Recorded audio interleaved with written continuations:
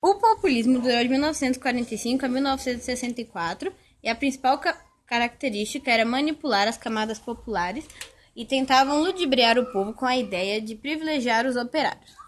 No cenário político havia os nacionalistas e os entreguistas. Os nacionalistas defendiam o crescimento do país com o capital nacional e os entreguistas defendiam o crescimento do Brasil com a abertura para o capital estrangeiro. Quando Dutra entrou, o governo tinha reserva de 700 milhões de dólares devido a exportações feitas durante a guerra. Durante o governo de Dutra também, o Brasil se alinha com os Estados Unidos e corta relações com a União Soviética. Daí o início da Guerra Fria. É promulgada uma lei de livre entrada de produtos exportados e a criação do Plano SALT, que garantia saúde, alimentação, transporte e eletricidade. Em um ano, Dutra gastou quase todas as reservas do país e o Estado teve que intervir e passou a produzir papel moeda, o que desvalorizava a moeda nacional.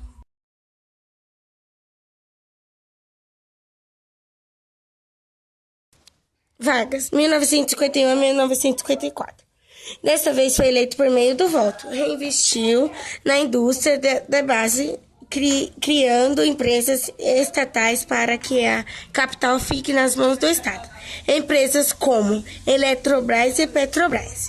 Tinha posicionamento nacionalista, aumentando o salário de 100%, o que desagrada os empresários. Eles se matam e o povo a culpa à imprensa.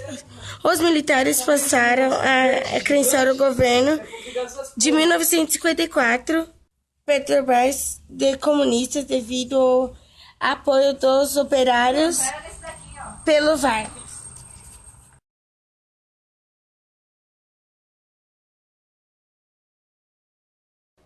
JK, 1956 a 1961. Caso desenvolvimentalistas era o slogan 50 anos em 5. Lança o plano de metas 31 objetivos, que era educação, saúde, transporte, etc. Acaba com a rixa entre os nacionalistas e os integralistas, pois fez o Brasil crescer com o capital estrangeiro. Porém, com certas intervenções do Estado brasileiro, Constituição de Brasília.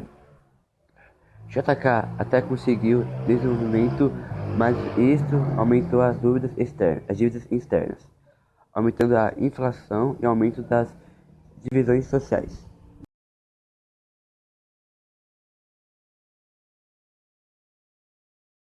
Jânio Quadros, que ficou no governo durante 7 meses.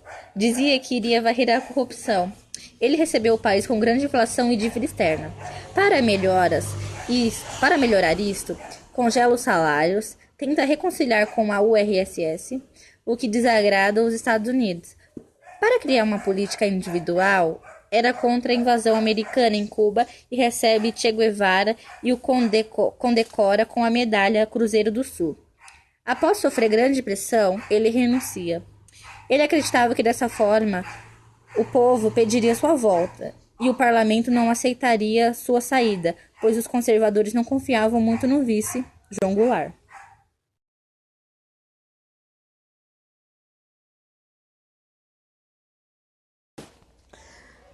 Apesar da burguesia não aceitar, ele tinha como parente um influente político, Leonel Brizola, que faz uma campanha para sua aceitação.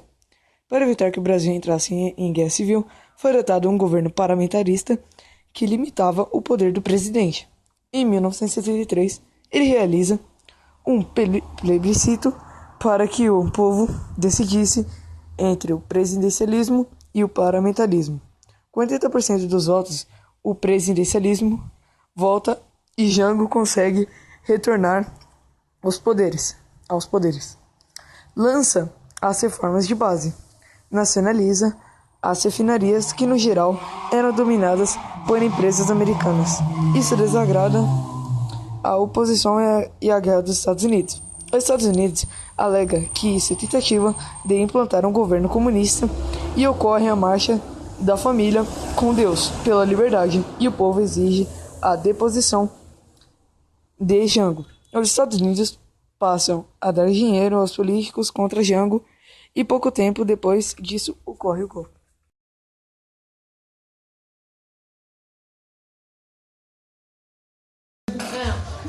O golpe militar de 1964. O golpe militar de 1964 foi uma continuidade da tentativa de golpe ocorrida em 1954 contra Getúlio Vargas, que tinha como principal objetivo tirar o João Goulart, Jango, do poder, pois acreditavam que ele era comunista, mesmo não sendo.